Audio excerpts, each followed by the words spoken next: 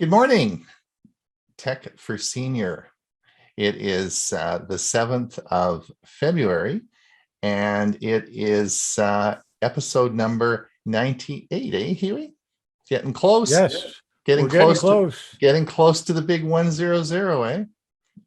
We have 91 people, or sorry, 63 people in the audience today, and a few more people over on our YouTube channel. So welcome, everyone. We really appreciate you coming. As I've said before many times, we feed on your enthusiasm. That keeps us going and keeps us broadcasting. We've done this now for 98 consecutive weeks. We haven't taken Christmas or even, the staff hasn't taken any time off. Our whole group has just kept going and going and going, eh? Yeah, we're kind of like the battery bunny. We are indeed. For those of you who are new here, this is Tech for Senior. We have two shows actually a week. We have our first show, which is today, Monday, and we have, of course, Tech for Senior live on Thursday, and that's where the gang goes over all the previous week's news, and we post all the news articles that we're going to talk about on our Facebook page. And for some bizarre reason, last week, our membership doubled in that area. Not membership, but our listeners doubled. Like, it was crazy, the number of people. We also have a podcast that is out now. So we have, if you want to listen to the Thursday show on a podcast, that's great. And so we today, for our premiere event, we have three things for you. Now, I'll put it again later on this morning. I'll put the link in the chat. As you know, at 1:30, we have an event where we take, last year I go over the material that we did. I cut it up and put it into sections, and we rebroadcast it. And today, Bill James is going to talk on Herman, his wife's vacuum. He did an excellent section on that last year. And then we have Huey's going to talk on creating a Windows USB recovery stick. And I'm going to talk on what printers to buy in 2021. And that will all go at 1:30 after the meeting finishes. And I'll put the link again back in the chat in a few minutes so that everyone can find it. Just click the link and it will take you right there. But you'll also find the link in our Saturday newsletter, because on Saturday, I've been putting now the agenda in, and I've put the link as well in the Saturday newsletter. It will be just under the agenda, so you can have a look at that and find out where we want to go. So this was being a fun week. I just wanted to tell you about a fellow by the name of James Maher, Maher. James is James here? Did anyone see him? Did James come? I didn't see him. I'm checking right now. No, James, I didn't see him come in. I was looking for him. Okay. Yeah. Anyway, James is an interesting guy who left a note on our. We have a guest book on our website. Left a note and of course said a lot of wonderful things about Tech for Senior. He's from Ireland, and he's a fella, and he's from Ireland, a senior, and he stumbled on Tech for Senior, and particularly the Chromebook series, and has just fallen in love with Tech for Senior. So I wrote him a letter, and I said, or email, and said, James, I said, that would be great. I said, would you mind if we signed you up and put you on the newsletter? He said, yeah, that'd be super. Because I said, now we can say that we broadcast to Ireland, Germany, Canada, United States, and also Australia. So yes, that's great. And he, of course, gave us a very generous donation to our coffee fund. So now we have even people listening to us from Ireland. I wanted to see what his accent was like. He said he had tried to. It's about 4:30 p.m. there in Ireland, so he was trying to get organized to be on the show. But it'll probably be sometime in the future he'll be on the show. But I wanted to introduce him to everybody because we now have people listening from Ireland. Speaking of the Kofi Fund, we are about halfway there. Things are moving ahead. That's about where we were last year. I want to thank everybody for their generous donations. There was James Maher, which I just talked about, Connie Lang, Charles Hartson, Claudia Merriman, and of course, Michael Swift all gave generously this month, or this past week. And thank you so much for your donation. We're about halfway there. I don't really have any doubts that we're going to attain our goal of $1,000. That's what we need to do to pay the bills to keep going. I don't have any doubt that we're going to do that. It's and once we reach our goal, which last year took us about a month, and that's probably what's going to happen this year, then I'll just stop yakking about it. But we need to pay the bills, fellas, or everyone. So that would be great if you could just and if the links are in all our shows, our webpage, so on and so forth. So you should easily find the link to click, and that would be great if you could help us out with that. Hewie, how the heck you've got something coming up this Sunday, don't you? Yep. Are you playing in the Super Bowl? Yeah, the Super Bowl of computers. Yeah, absolutely. It's the Windows Special Interest Group from the Central Florida Computer Society, but it's open to everyone. Yeah. You just have to register in advance. If you haven't found the link to register, just drop me an email at hewie@hewie.net. If you go to hewie.net, there's a link to the newsletter, which will go out later this week, and that always has the link in it as well. Mm-hmm. Great. And we talk about Windows 10 and Windows 11. There you go. There you go. Good stuff. And Ray, how the heck are you doing? You did I like your tip. You gave us some tips this week, eh? Okay. Yes, you watched it. That yeah, 3 little tips. Some that I think everybody has used at least once and twice, but quick ways to get to them. Mm-hmm. Excellent. Now, of course, Bob is he had another presentation to do, so he was earlier in the show, but he had to step out. He may be back in the Q&A a bit later, but anyway. And Bill, how the heck are you doing? We're doing great. Thank you. The snow has melted. Right. We had about 3 inches of more, and that was kind of interesting. But other than that, I am working on our next gadget. Yeah, it'll be out tomorrow. And that's good. That's good. Well, as I said, my club is going to try to do play Wordly. Did I pronounce that right? Wordly? Wordly. Yeah. Wordly. Yeah, we're going to play that on our Thursday meeting and see how that works. Yeah, that should be good. Apparently now that, of course, it's going to probably go behind the paywall at the New York Times that bought it? New York Times bought it. Yeah, but you can download the app and you'll be able to play it on the app. I also found that you can also get to it to the PC. I found a link. Okay. So there really isn't an official app, but several people have written them, but you've got to be careful. Some of them have little bombs in them. Okay. Yeah, I'm going to use the one I think that's that I found on the PC. I think I'm not sure who's. I've got to check that out, but we're going to give that a try. Oh, that'd be cool. Well, I think we better get going. We have a big show for you today, so I think what I'm going to do is get Bob. Bob, where are you? I will play Bob's. I'll play Bob's article here. Here is the Avast Security News Roundup for the week ending February 4th, 2022. A white hat hacker accesses 25 plus Teslas. 19-year-old David Colombo, a security researcher in Germany, was able to take over most of the functions of more than 25 Teslas around the world by hacking into their third-party software. Checking the security of the network ports from a potential client's company, Colombo happened upon Tesla Mate, an open-source self-hosted data logger for Tesla.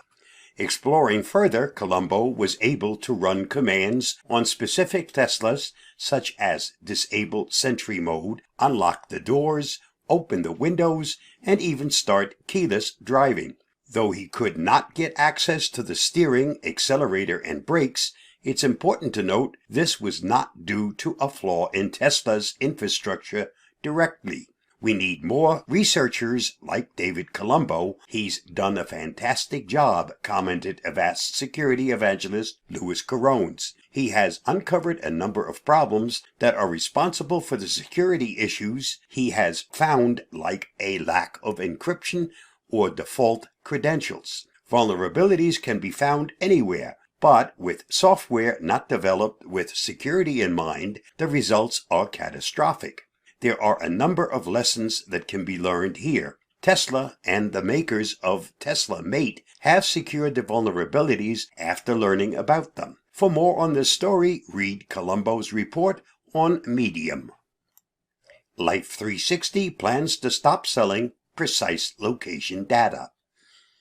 In the latest quarterly activities report, the founder and CEO of location sharing app Life 360 announced that the San Francisco-based company would phase out all of its location data deals, except with all states Arity.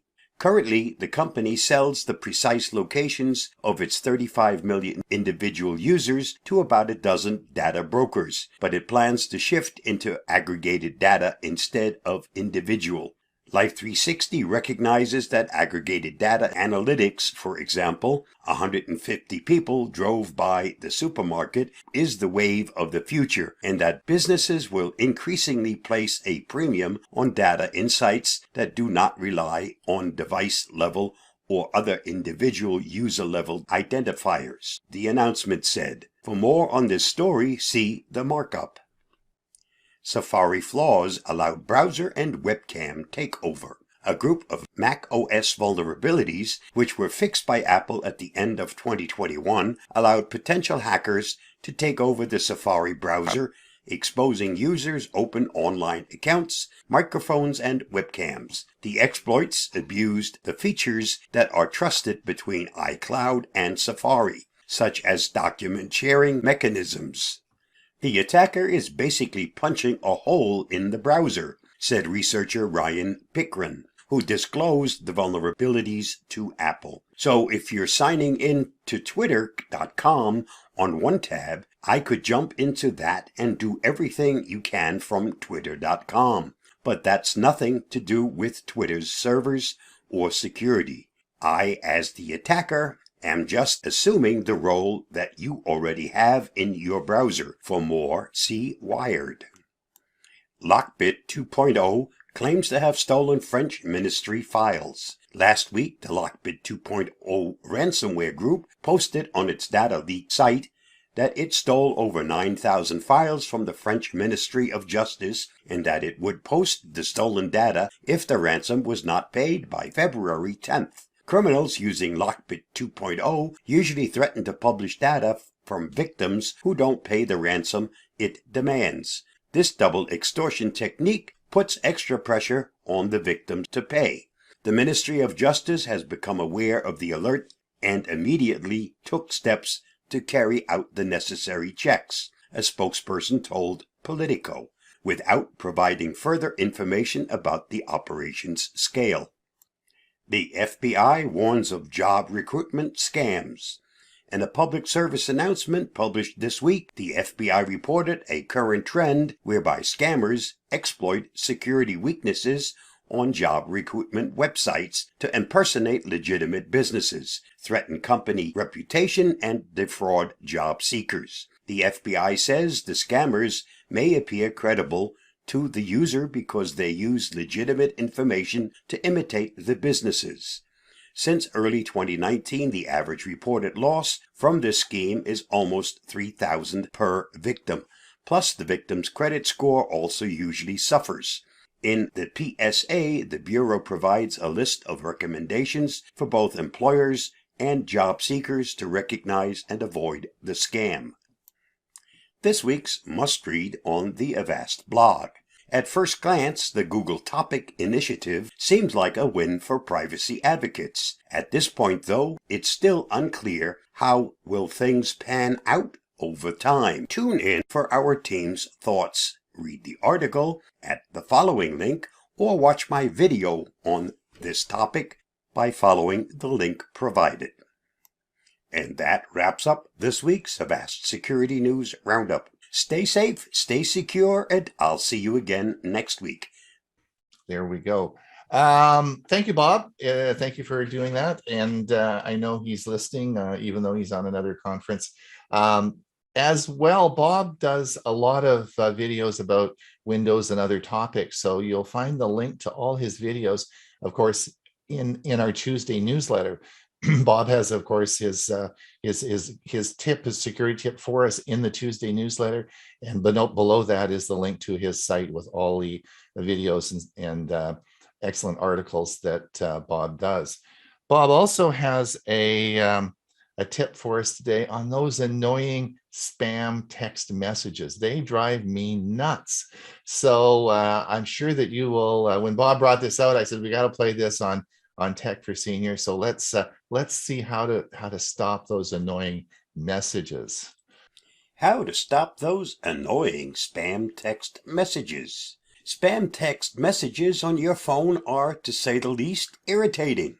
But did you know they can also put your private information at risk? Scammers often try to imitate legitimate companies and get you to click on a link that infects your device with malware. Here's a guide that explains why you're getting those annoying spam text messages on your iPhone or Android and how to stop them. You're probably wondering, why am I getting spam text messages? Here are several potential culprits. Social media sites track your online activity and may sell your phone number provided in your profile to other companies. Spammers may tap an automatic number identification system which records your number when you make calls to 800, 888, or 900 numbers. Websites keep your phone number when you sign up for contests, coupons, and rewards, and they could use it to contact you or lose it to scammers after a breach. Scam artists use random dialing devices to send text to working numbers. Many spam texts are just annoying junk mail, often sent out in bulk by companies trying to sell you something you don't want. Text phishing comes from cybercriminals trying to steal valuable personal information, such as passwords and banking credentials. And here are 5 warning signs to watch out for. Number 1, they play with your emotions. You might get a message that says the payment was successful for something you didn't buy, or even that your sensitive data has been compromised. The goal is to make you react without thinking. 2, they urge you to click on a link. Scammers will often send you a link hoping that you'll click on it. This link may infect your device with malware, install spyware, or steal your information. If it doesn't, it may take you to a fake site that asks you to voluntarily enter your personal information. 3, they ask you to respond. Real companies send text messages asking you to reply, "Stop," to no longer receive alerts. Cyber thieves have emulated this tactic to find out whether your number works so they can send you more messages. 4, they don't use your name. If you have an account with a company, charity, or organization, you will probably receive personalized texts. Scammers sending phishing messages likely don't know your name. Instead, they'll use a generic greeting like "Hello," "Dear customer," or "Dear member." 5, they use incorrect grammar. Established companies and organizations have teams dedicated to proofreading emails, so incorrect punctuation, grammar, or spelling should be a warning sign. So here is what you should do when you receive a suspicious spam text message. There are 3 crucial rules to follow when it comes to spam. Number 1, never click on a link from a suspicious text or unfamiliar number. 2, never reply to the message, which could confirm that your number is active. 3, take a screenshot of the message so you can report it to the proper authorities. And 4, block the number. And here are the steps to do that. Here's how to report spam or scam text messages. You may not respond to spam or fall for a phishing attack, but others might. You can help by reporting them to the right entities. And here's what to do. Tell your carrier. It's simple. Forward the suspicious message to 7726. Tell the Federal Trade Commission. Head to the FTC's reporting website so they can add the suspected scammer's number to a list of known fraudsters. And this is how you stop spam text messages. Both iPhone and Android devices can stop or block unwanted calls and texts. And here's how to get started. How to stop spam text messages on your iPhone. Open the Message app. Go to the unwanted text and tap the profile photo or icon on the top. Tap Info, then tap Info again on the next screen, and finally select Block this caller, then block contact. And here's how to block spam text on Android. The process will vary depending on your phone, but if you're using the Google or Samsung Messages app, open the message in question, then either open the menu on the top right corner and tap Details, Block and Report Spam, OK in the Google app, or tap Block Number, Block in the Samsung app. It's your phone, and following this advice will make using it a pleasure again. To read the full article on this topic, just follow the link. Stay safe, stay secure, and I'll see you again soon. Bye-bye. There you go. Thanks, Bob. So hopefully if you follow those directions, you're not going to get, well, at least you'll block the spam. Ray, I'm going to play your tip. Is that okay? Your Please do. Windows? Yep. I'll play it. I have it Pretty ready good. to go. So we've decided to add a Windows tip now to our feature on Tech for Senior on our Monday show. So we'll always have a Windows tip for you. Good morning, Tech for Senior. Today I have 3 Windows 10 tips. These actually may work in Windows 11, but I haven't tested them there. But I have 3 Windows 10 tips that I hope you'll find useful. Now, the first one is emojis, and I would guess most of us have used them at one time or another. When I taught in-person computer classes at the local community college, I would remind my students that the recipient of an email message cannot see the expression on their face or hear the inflection in their voice. And sometimes a simple joke can be taken the wrong way. This is where a smiley face emoji can really help prevent a misunderstanding. My tip is to show you the quickest way for the emoji screen to appear. Just press the Windows logo key and the semicolon. This works no matter what app you have open. So as an example, I'm going to do that by pressing the Windows key and the semicolon. And up pops the whole host of different emojis I can use here. I'm going to just use the simple one, first one here, the choice, smiley face with sunglasses. And now that could be in any kind of message, an email message as I was trying to use, and send it on its way. And this will help, as I said, possibly prevent a misunderstanding. Now, the second tip involves the calculator. And the Windows calculator has been around for a long time. But do you realize it can do much more than what we used to call arithmetic when most of us were in elementary school? Now, I have the calculator shortcut on my taskbar, and when I open it, the standard screen that we're all used to appears. But let's say you want an easy way to convert Fahrenheit to Celsius or meters to feet.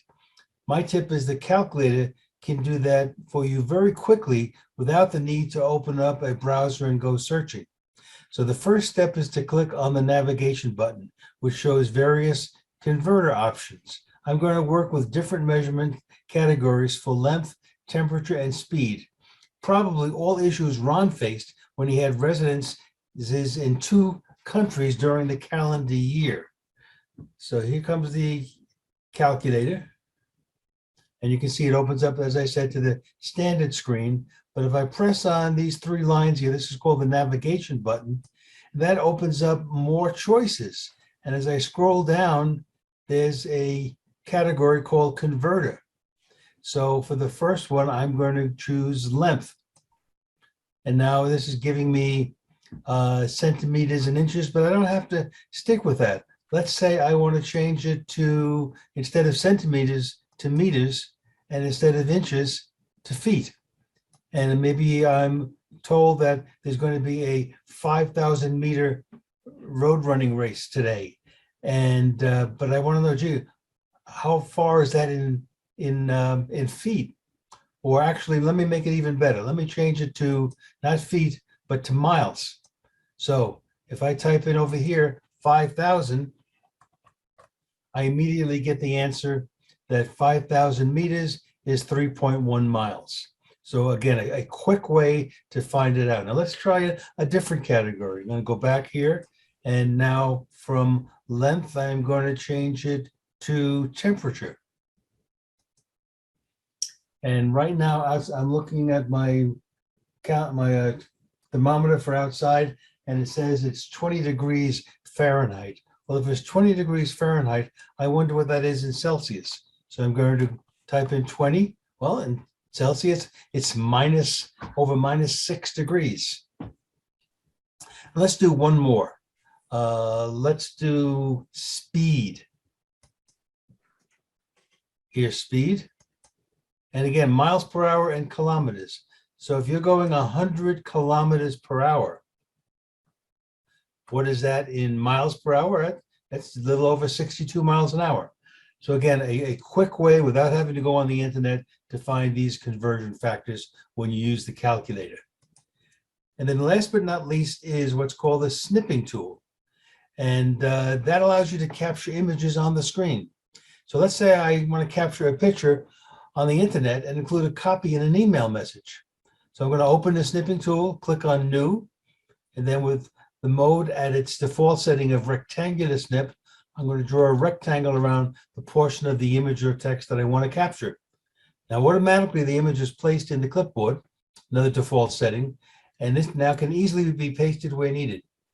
The default format for saving is PNG, but you can have either change that to GIF or JPG if you like. So I'm going to now open up the snipping tool. I have that as on my taskbar. And you can see here it is, snipping tool. What I want is a new choice, a new one. So I'm going to click. What I'm going to first do is minimize this so we can see here. So now in my snipping tool, I'm going to click new. And you can see it's taken the image and it's kind of made them a little bit hard to see. And this way I know exactly where. So I'm going to start. I want to get just the girl running on the beach and the mountains in the background. So basically I'm going to start about here, go down to this point, and then just drag across, and you can see it keeps that rectangular shape. That's perfect. That's all I want now. And that is now, snipping tool is automatically put that on my clipboard. So if I open up my email and I have a message I want to send to someone, all I have to do now is paste. We do Control V, and that image that I just copied with the snipping tool is now pasted in my email message. And this could be text, this could be really anything you see on the screen. The snipping tool allows you to capture it. So those are the 3 items I wanted to show you today. I hope they found useful for some of you, and I will have 3 more in a couple of weeks. Thank you very much, and I'm going to close off now. Thanks, Ray. I really like that emoji tip. That's great. I was just practicing it on my computer. Yeah, that's great. I mean, some people have commented, well, I can get it on Google, but let's say you don't have internet access. Yeah. And I think a couple of clicks here is faster than having to sign on to a browser. Yeah, that's cool. So so very interesting. And Bill James will have some tips for us next week, won't you? You're on the list for next week, and you'll have some information for us next week. That'll be great. Well, the next one, of course, is my segment, and we have this is the 3rd video on a 3-part series of how to look better in Zoom. And of course, we did our first video. We talked about lighting and camera angle. And then the second video we did last week, we talked about using some cameras around your house that you might have, like a DSLR camera, digital single lens reflex. This week, we're going to use as a camera. Well, most of you probably have a phone. In fact, you may, if you are planning on getting a smart a new smartphone, keep your old one. Don't trade it in. They make great cameras for webcam. So let's have a look and see see how this looks. Improving your Zoom image. It's Ron Brown with Tech for Senior. This is the third part of a three-part series I've made on how to improve your Zoom image. Now, in the first part, we looked at camera angle and lighting. Lighting is so important. And in the second part, we looked at using cameras around your house, such as a DSLR, digital single lens reflex. And today, we're going to look at using your smartphone. Yes, your smartphone as a camera, as a webcam. Just like I have up here on our screen, you'll see, of course, I have a couple of webcams. I have my Logitech 920, my Elgato face cam, and I also have my smartphone. So using your smartphone is free. You actually have extra smartphones around the house because if you bought a new phone, if you've bought a new phone lately, then you've probably got an extra smartphone around the house, and you should use it because it will be the best camera that you have. It's free. I'm going to show you how to set it up today, and it's going to improve your image like crazy. So let's give it a try and see how to do it. Now, as you probably understand, your smartphone has two cameras. It has, of course, a forward-facing camera, which you use to take pictures, and a rear-facing camera, which you use for Zoom meetings and social media. So you're going to say, well, Ron, how does that work if I'm taking a picture like this and I'm looking out towards the back? That's where the best camera is. Oftentimes you have maybe a 20 megapixel camera on the back of the phone. On the front, it's 2 megapixel, and it's meant for a low resolution because you're just going to be in a Zoom meeting. I'm going to tell you, you can use that and it will give you just as good a picture. And one of the advantages is, of course, when you set your camera up, and I'll show you this later, when you set your camera up like this, then you're able to use the zoom controls and all the controls on the camera as it's facing towards you. If you try to turn the camera around this way, you won't have any controls and it's going to be a little more difficult. So let's do it the simple way. It'll give you a great picture and you should give it a try. Let's see how this is done. All right, let's look at how we're going to connect this camera to our computer. The first thing is we're going to need the power cord that came with it. Let's look over here at my computer. What I have set up here is this is the power cord that came with it. This is a Type-C adapter and it plugs into my computer. Actually, it is a Type-C connection. But this is the power cord that came with my camera, and you'll have one too. It may be a Type-A USB connection, but there will be a connection here that you can plug into your computer. All you need to do is take your camera and plug it in here, and now of course you have power to your camera, and that's how we're going to link your camera to your computer. And we're going to use some free software to do that. It works real well. Now, the next thing you're going to need to do is you're going to need to somehow get this camera mounted in front of the computer. Now remember I said I want you to put it so that the face of the camera is pointing towards you. We're going to use the rear camera, not the forward camera, because then we're going to be able to control things as it sits above our computer. We can zoom in and zoom out. So now, how are we going to mount that? Well, there's a bunch of different ways. You could take a tripod, but how are you going to connect that? Well, there is a little adapter that you can purchase, and this is a little adapter like this that just clips your camera into, and this has a standard tripod mount. So when I click this in, we can just click the camera in like this, and then this is a clip and I can mount it onto my computer. Or if you have one of these little devices, these can just sit on top of the screen, or you can certainly set up a tripod mount behind. But the goal is that you want to get this camera, or your phone now that we're using as a webcam, you want to get it sort of sitting right either behind or just above your monitor. And this is, as I said, easy to do, but the secret sauce is really this little bracket that you can get. These are real cheap. You can buy them on Amazon, and they just go into a standard tripod mount. So now we've got our camera connected. We've got it hooked up to our computer.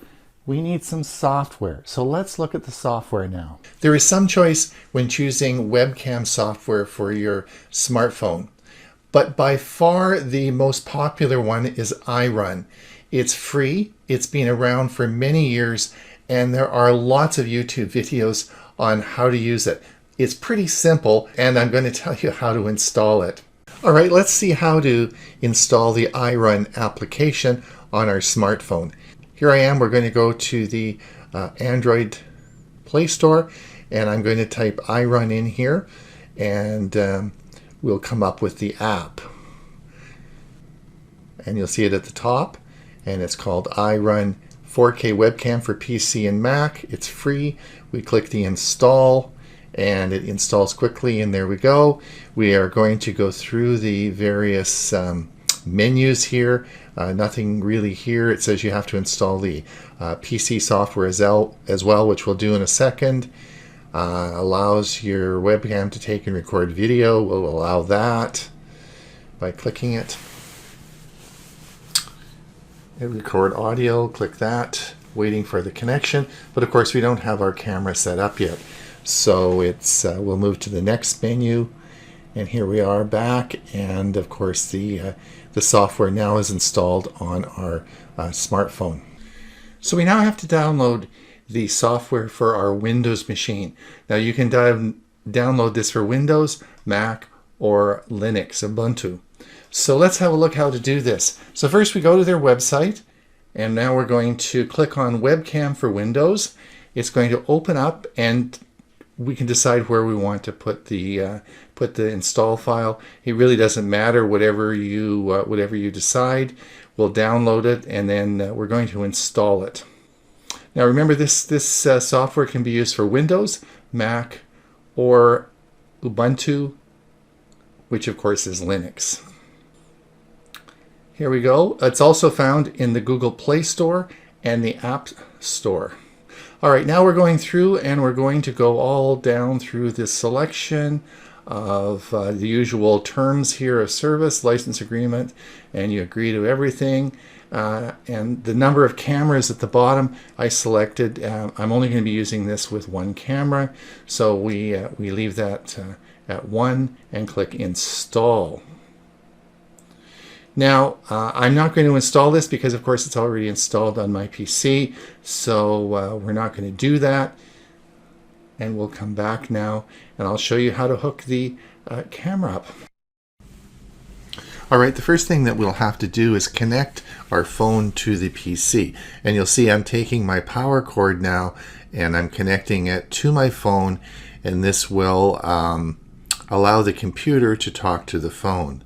So now the next, I'm going to find the iRun app, which you'll see as I'm coming down now. Let's see if we can find it.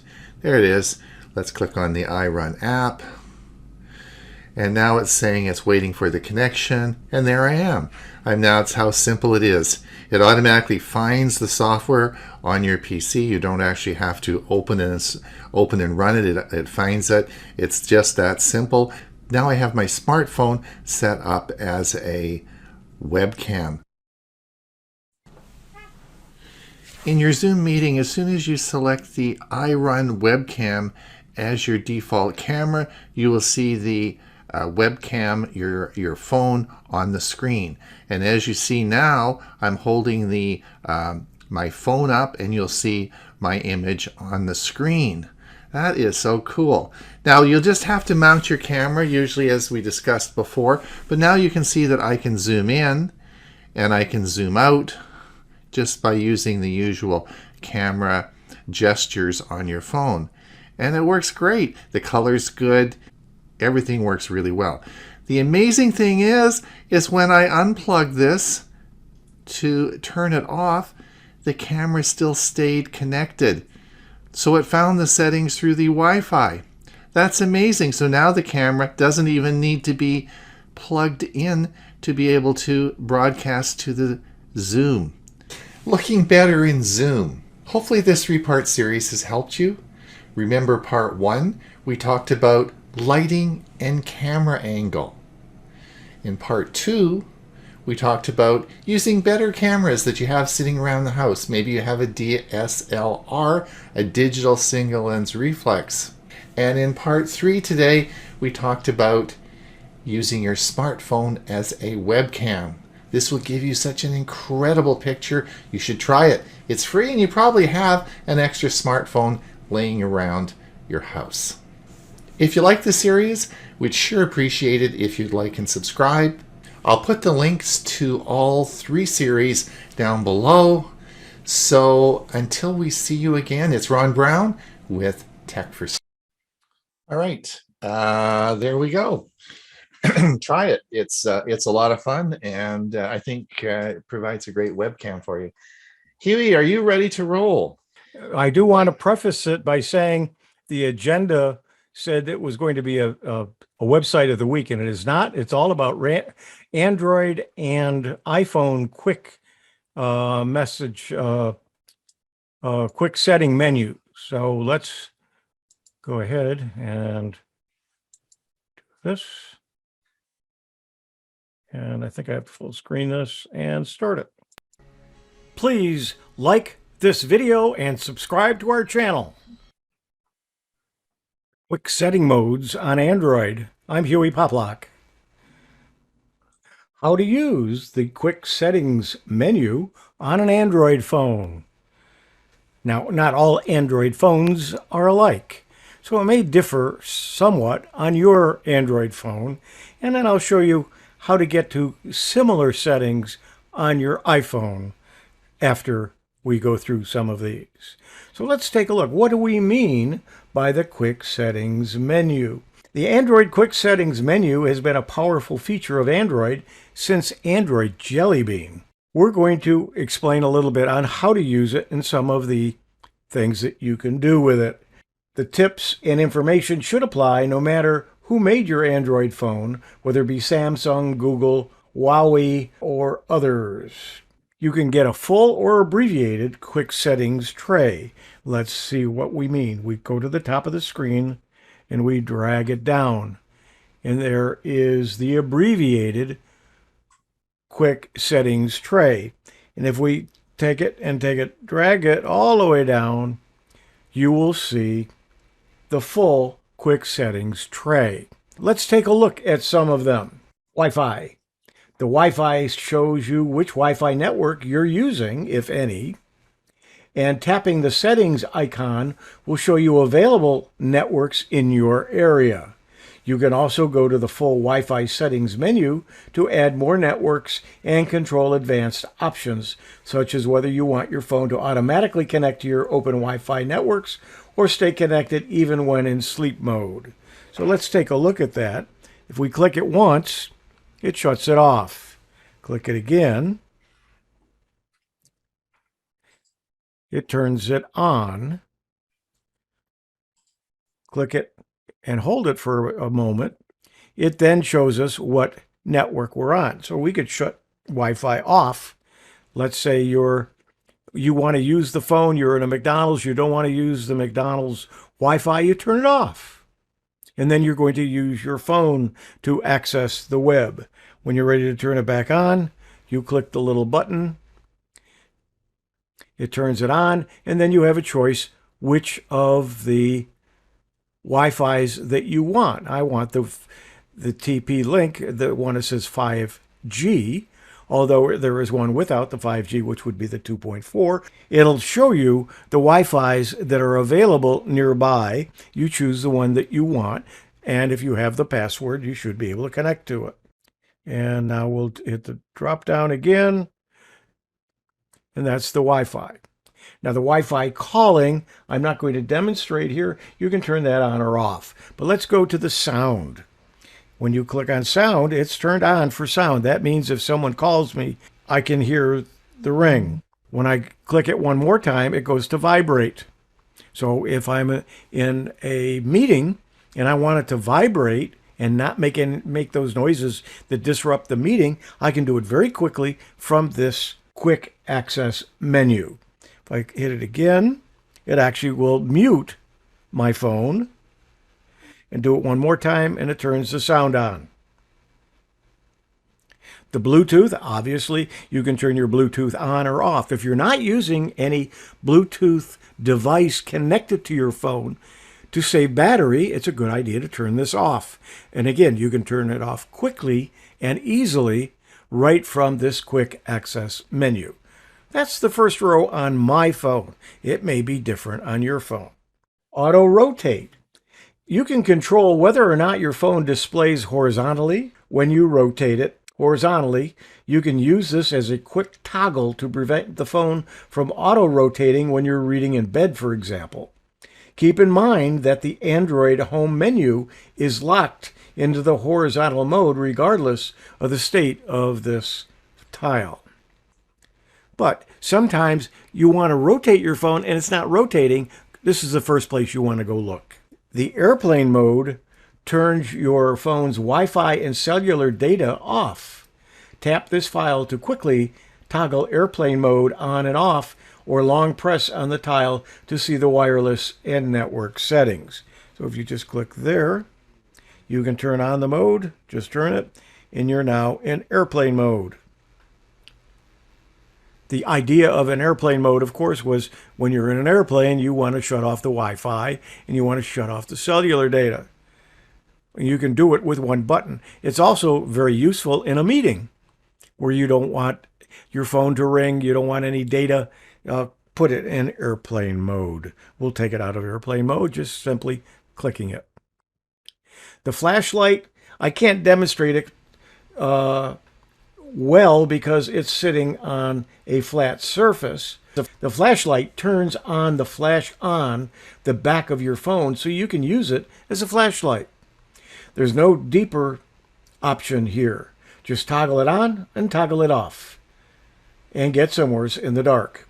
You don't need to unlock your phone to use this. The last one on this row is called power mode. Let's click it. You've got some settings here. And what would you want to do? Well, to extend your battery life to 1 day, 5 hours, by applying the settings below. You restrict the background data. You turn off the always on display, and you limit the CPU speed. You want to turn your brightness down as far as you can use. So if you're inside, you don't need it really bright. Now, if you're going to be out in the sunlight, you're going to want it brighter. But the brighter you have it set, the more you're using your battery. The screen resolution, you can change that, and you can either apply whatever changes you make or hit cancel. Again, we'll pull the quick menu down once and then twice. And then on the bottom row of my phone, we have a mobile hotspot. I can turn on the hotspot simply by touching that button. Now, I pay extra for the hotspot service. Not all phones can use their phone as a hotspot. Sometimes you have to pay an extra fee. The QR scanner is, when you open it, it opens up immediately a QR code scanner, and you can scan whatever code that you wish. Let's go to page 2. Notice at the bottom, circles there. One is darker and one is white. And the darker one says that's the page you're on. By sliding to the left or to the right, you can change, and you might have multiple screens. Then at the bottom is your brightness control, where you can change it very quickly and easily right from this screen. But let's go to the second screen just by taking this and sliding over. We have some more choices here. On the second page, we're just going to touch on a couple of these items. The first one being location. The location button toggles your phone's GPS on or off. So if you don't want to use the GPS, you can turn it off. The other item that I'd like to mention is the NFC. I don't have it turned on. It allows you to share information between an app and 2 nearby phones, essentially a social sharing feature. You need an app that takes advantage of the nearby feature in order for this style to work. Example apps include Trello and Pocket Casts. Now, I did mention at the beginning that we would take a look at the same kind of features or quick settings menu using an iPhone. So let's bring in my iPhone. Now, instead of swiping down, we're going to swipe up. And you get similar tiles to do similar things that we just did with the Android. You've got the airplane mode. You've got the flashlight. And you have several others. If you have an iPhone, you can experiment with some of these settings as well. So these are some of the quick settings on the quick settings menu. I'm Huey Poplock.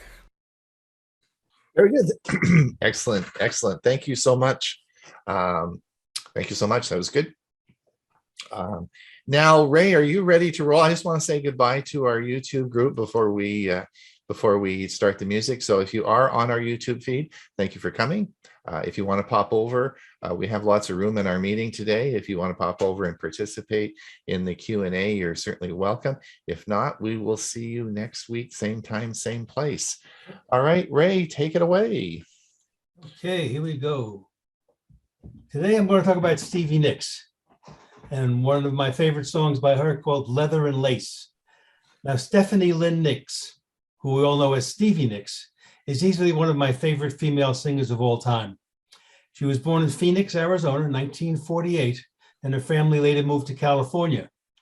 It was here she met Lindsey Buckingham, where they developed not only a musical, but as well a romantic relationship.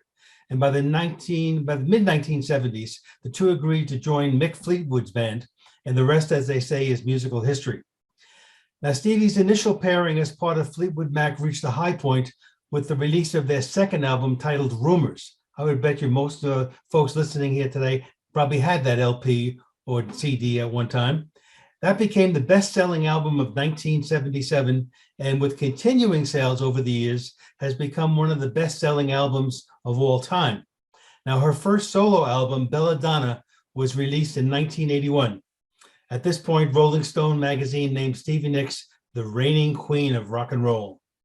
In total, she has released 7 albums with Fleetwood Mac, plus 8 solo albums, and over this time period continued to perform as both a Fleetwood Mac band member and an individual artist. Now, in 2005, I attended a Stevie Nicks concert in downtown Phoenix. I was amazed that there were so many young girls. When I say young, I mean ages about 10 to 15 in the audience, dressed in flowing fancy clothes and with accessories similar to the wardrobe Stevie Nicks typically wears when on stage. Now, my concert going up to this point in my life was where the audience would sit in their seats so as not to block the view of those behind them. Now I found myself standing the entire concert from the opening song because everyone else was, and that was what I needed to do if I wanted to actually see what was happening on stage. I sometimes joke I should have asked for a partial refund for the seat I hardly used. Now, the highlight of the concert was during the song Leather and Lace, and that was written by Stevie Nicks, when Don Henley, the Eagles drummer, made a surprise appearance to join Stevie in this duet, which made perfect sense since he was on the original song release in 1981. We're going to fast forward to 2019, just 3 years ago, when Stevie Nicks is being inducted into the Rock and Roll Hall of Fame for a second time. She's the first woman to have this honor bestowed upon her twice, first with Fleetwood Mac and now as a solo artist. Today's video clip is the performance from the induction ceremony, where once again she is joined by Henley. Now, as you watch this, realize they are now both in their early 70s, yet sound as good as when they recorded Leather and Lace 38 years earlier. And there we go. Well done. Well done. And they're both how old? They're both, I believe Stevie Nicks is 72 and Donna Henley is 73. You've got to be kidding. Boy, they are well preserved. Or they've had many facial surgeries. Yeah, Bob's back. Yeah, I don't know. That was really good. I thought, wow. Excellent. Thanks, Ray, for doing that. It is top of the hour. Wow. For those of you who have to leave us, and I have put in the chat, I put in the chat So she I put in the chat the links to the Premier service afterwards, and so if you have to leave, you can come back. We're going to say goodbye now, but we're going to start into the question and answer period. We of course will have. Don't forget. Oh, before I do that, don't forget the Ko-fi Fund. Don't forget to help us with paying some bills so we keep the power and lights on, and we will. As soon as we can get over that and we can get on our way, then we don't have to keep talking about it, which will be great. So let's start the question and answer period. We're going Ron, there's a few comments in the chat box. Very we'll do good. them first. Yeah, we can do that first. Let's get on it. Do you want to do the chat? Do you want to ask the question? I'll go ahead and do them because most of them were about my piece anyway. Okay. Olive Cousins said, I use the airplane mode, then turn on Wi-Fi and Bluetooth while at home. It allows a much better phone reception than Verizon. That might be where some of my bandwidth issue is too, with a question mark. Could be. Mike Swift said, NFC is also required to use your phone as a payment card. And Chris and Jim Gould said NFC also allows you to use contactless payment processing like Google Pay. And let's see. And let's see. Greg said, wow, Ray, you did it once again. Great job. And thank you, Ray. That was great. Good memories when I was younger. And that was from Di Binder. Thank you. And that's from the chat box. There you go. Thank you. Yeah, it was great. Thank you so much. So if you would like to ask us any questions, if you have any comments or anything, if you go down to the bottom and you click the reactions button, you'll see that you can raise your hand. And since we have a lot of people in the show today, we have about how many we've got? Yeah, just about 60 people now. It's hard to see everyone. So if you click on that, then it brings you up to the top of our screen. No. If you want to do that and you want anything, please do that. And we will we'll be going on till about 20 minutes past the hour. And then we will, of course, have our at past we'll have our premiere service. And we will be this week will be, of course, Bill James will be talking on the Wise vacuum cleaners. Hewie is going to talk on creating a Windows USB recovery drive stick. And I'll be talking on printers in 2021. And Ron, we encourage a lot of our visitors here are members of user groups. And one of the reasons Ron sets up the Premiere series is so that you can use those small snippets as part of your meeting. If you don't want to use a whole Tech for Senior show, you can use the different parts. We spend a lot of time putting these videos together and we want you to use them. So we put them all together for today's show, and then for the premieres, or we take them all apart. So these are just there's nothing in there except the actual segments. So yeah, we hope that you will please use them, and that's why we do them. We just don't want them sitting on the back burner, no one using them. So anyway, so hopefully you enjoy those today. We did have a good turnout last week. And I think probably putting the links in the chat helped. So there they are, and so just click that link. Now the Premiere service doesn't start till 10:30. So if you go there before that, you'll see a little countdown menu. And Premiere really is a YouTube term, and that means it's pre-recorded and it's going to come on at a certain time. So it's free. We don't charge. It's all there for you. Any questions? Has anyone used their cell phone for a webcam? Olive, do you have a question, or have you used your cell phone, or what do you have to say?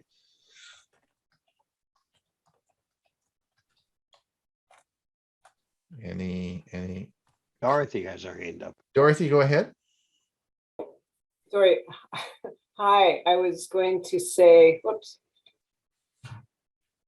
I was going to say, I wish I knew about that at the beginning of the pandemic because I have a lot of extra cell phones and I waited probably a few months for my webcam. Yeah, I know. So, good to know for the future.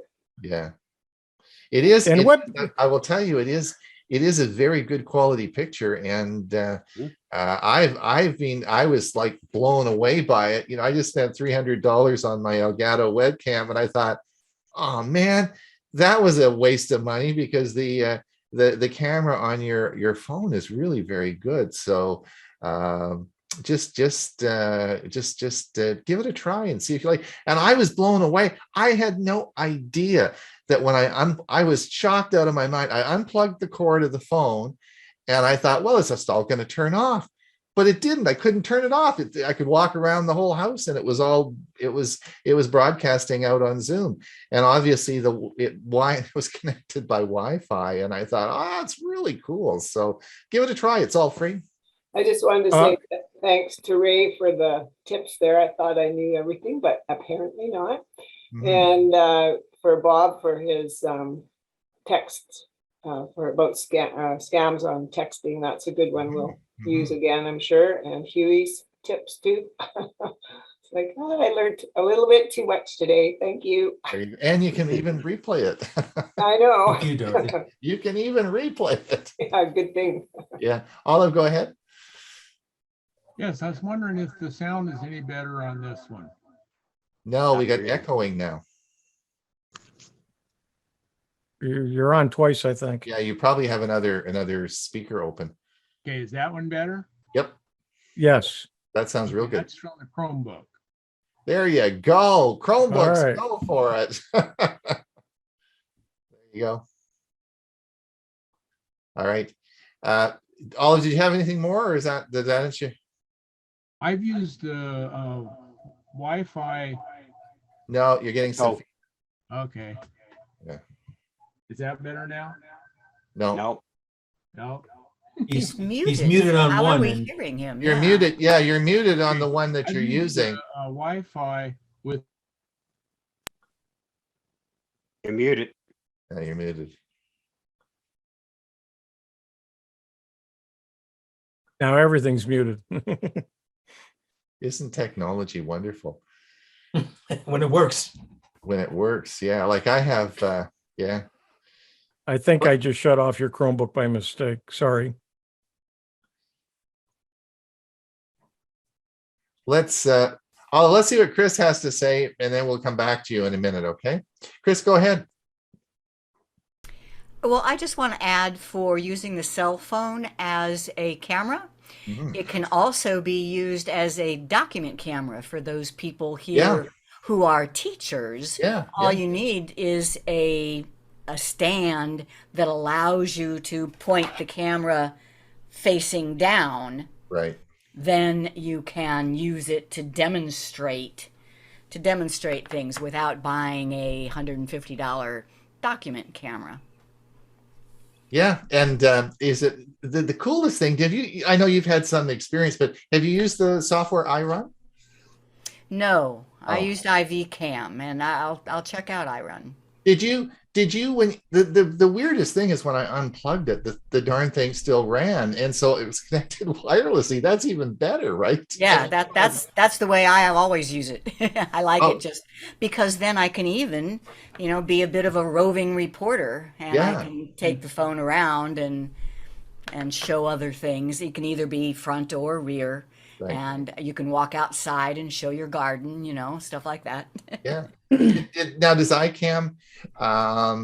So iCam will do it wirelessly as well. Yes, Okay. IV Cam. IV Cam, right? Okay, that's another one. Cool. Yeah, it's really interesting. All right, Donna, go ahead.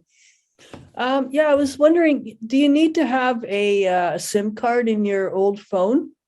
No, Oh, No. really? no. Just take any old phone, and you don't need a SIM card. You will have to connect it to the net. Well, I don't know. Yeah, you'll probably have to connect it to the network. So it'll, Use But it that's through Wi-Fi. That's Wi-Fi. not your card. no, Yeah. the what? Yeah, it'll have to be connected to Wi-Fi, Not the SIM card through the Wi-Fi. but not the SIM card. Yeah, you don't need a SIM Okay. card.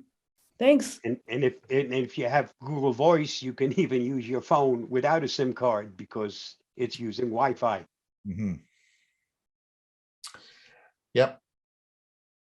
Huey, you had a comment, question? Yeah, just a couple of webcam comments.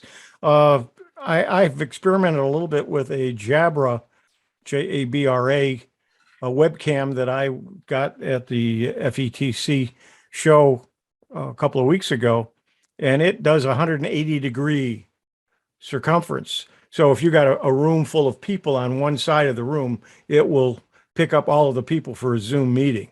But it doesn't come cheap. It's a $700 camera. And it's just a webcam. But I just got a notice from J5 Create when I was at the show. They have $179 360 degree camera that you can point out, but if you point it up, it then becomes a 360. The top half is 180 and the bottom half is 180. So you could have a full room full of people. Let's say a square table with people sitting behind the table, and then putting the camera in the middle, and it'll pick up everybody on the Zoom on the one camera. And that one only sells, as I said, $179, and that's not quite ready for sale yet. I think you can buy it. It's not going to ship yet. But I did get a notice saying that they are going to send me one. So hopefully I'll get to play with that too. Yeah, well, it's cool. I just want to remind everybody though. I set up. I think Jim Gould would help me with this. I don't know if Chris was there, but anyway, we had. I had my $1,000 Canon, or Gail's $1,000 Canon camera set up. I had my Elgato webcam, and then I had the Logitech 920, and I had a panel of people, and we tried to tell the difference. Now and we couldn't tell the difference between those, right? I mean, the problem with Zoom is it's very highly compressed images. So you have to be careful before you go spending a whole bunch of money on these devices, particularly if you're just only going to use them for a Zoom call, because it's very highly compressed and you really can't tell the difference. Where you can tell the difference is in the color rendition, and that for sure, the larger the sensor in the device, the better color rendition. But it's none of the expert panel I had that we tested this on could tell the difference between the cameras. So you have to be a bit careful with that. Go ahead. I guess Olive, did you have a question, or you just got your hand up still? I was going to try the voice on the Chromebook while the camera is on the Windows. Is that Yeah, working? it's working fine. Yeah, it works fine. Works fine. Yep. Okay, I might switch to that then. Yeah. Also, I was going to say that the Gone with the Wind show yesterday did with their new, I think it's camera 3, where it has 2 mics that they wear on them, and boy, the audio on that was very clear. I think it's DJI. Okay. Is that what you have, Ron? I have the DJI Pocket 2.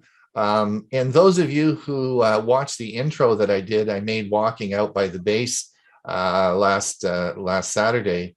That was shot in 4K. DJI Pocket 2 shoots in 4K, and I shot that in 4K, which was pretty cool. If you look at those blades of grass, they look pretty sharp. so the DJI, but it has a really good microphone in it, but it's a single mic. In fact, I've ordered a separate mic for it that's a wireless mic for it, but it's amazing camera. You say you ordered it? The wireless mic for it. Yeah, I think that's what they were using, because they were both down picking up shellfish, Right. and they could transmit somehow to the drone. The problem, well, it's not. Yeah, the problem is if you turn and you look in another direction, if you don't have the wireless mic, you're going to lose the audio. And I don't know if you noticed in the video I did today when I turned around and looked at the other screen, I had a little lapel mic on, but it didn't. I got into some audio trouble there. So I'm hoping this wireless system will work better. Go ahead, Jim. Any comments or questions? Well, they've actually both been answered, but because I was asking about using a lapel mic. Yeah, the lapel, but the one I have for the for my DJI Pocket 2, the lapel comes with like 30 feet of wire, and I just wire over everything. So I don't want wire. I want it wireless. So yeah, that's the wireless mics, but the lapel is a good way to go. Yeah, well, I'll be sitting right at the computer, so that shouldn't make a problem. Yeah. I did see when I was looking for a video cam, webcam, a little mount that actually took a phone and also had a light on it. So you got both the lighting and the phone with a very small and pretty inexpensive setup. Yeah. Lots of those around. They're a little clip that, the little bracket that I showed you that, I put the link in the show notes as well to that, but that little bracket, often there's a camera, there's a light on top of that. And then it just shines right at you. Works great. Yeah, but There's my also a problem with larger the light is that I have one of those circular lights. Mhm. I have to wear a hat because the glare on my eyes is just terrible.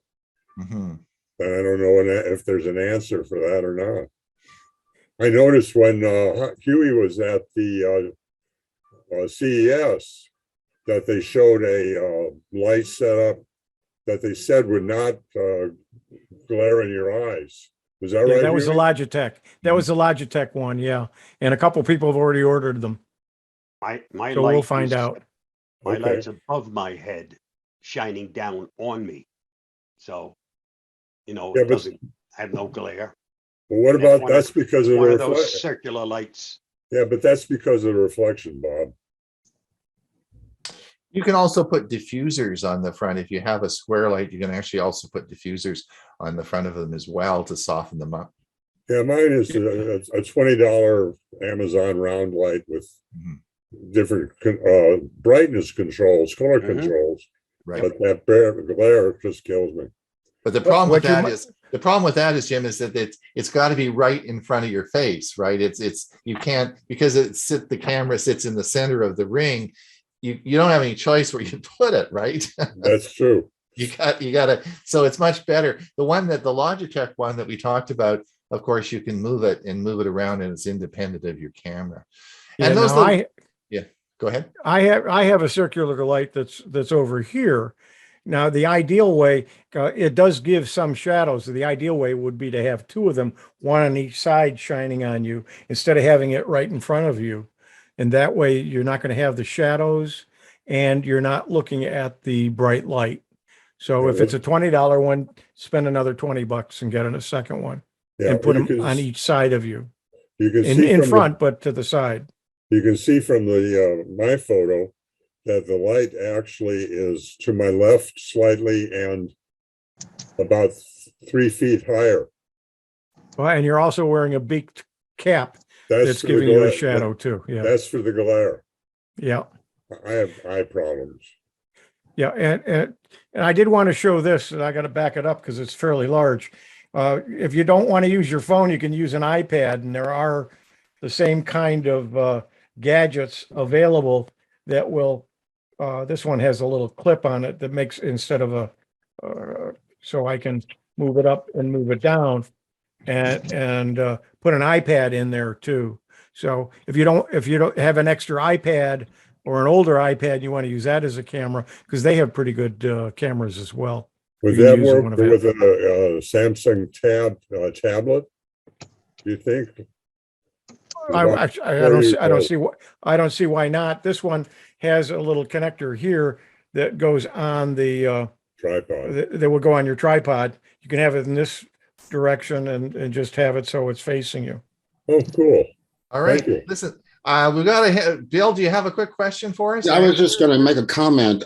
Michael Swift made a comment about using the Android app for his Chromebook because he says the camera is lousy. And I would say if your Android is capable of downloading Android apps from the App Store, that would be a true statement. You could use it.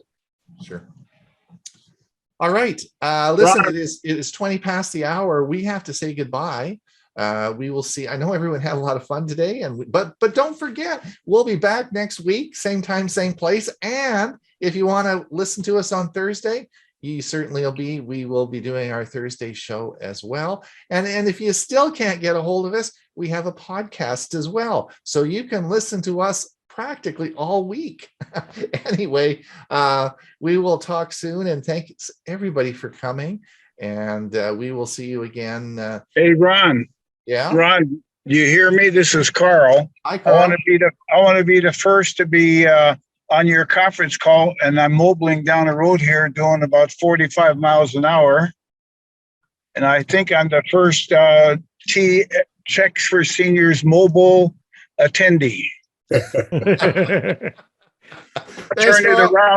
turn it around. You can see I pulled in my sub. There you go. All right. Have a good day. Thanks a lot, Carl. Drive carefully. Carl. All right. No texting while driving. All right. Bye, everybody. All right. Bye, everyone. See you later. Good show. Okay. Bye-bye now.